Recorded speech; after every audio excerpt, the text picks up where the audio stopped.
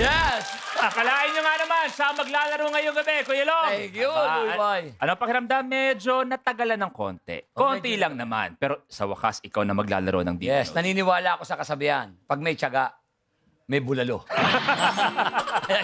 De, si Kuya Long, isa rin sa, kumbaga sinasabi ko palagi Oo. na sa mga game show, sila yung, kami ang tatlong itlog. Ayan. Eto, si Sinegi, si Kuya Long, at ako. At alam ko, Long, kaibigan kita, pero gusto ko sabihin na isa rin akong tagahanga ni Long Mejia. Salamat. Oy, lubis na sa ano yan. Alam ko rin, napakaraming napapasaya ni Long kahit na napakarami na rin napagdaanan sa buhay ni Oo. Long Mejia. Katunayan dati, alam niyo ba may itsura siya?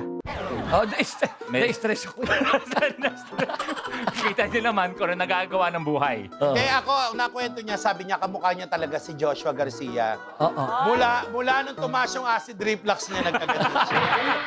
Ito nagagawa ng acid. Oo. Kuya Long, Oh, ano ang pakiramdam? iba. Ako makulit ako ron pag nandun ako sa taas na yan. Pero pag nandito, iba ang pakiramdam ko. Parang merong enerhiya na gumagalaw sa akin na kabahang kalong. With I Want and Kapamilya Online Live, together forever tayo.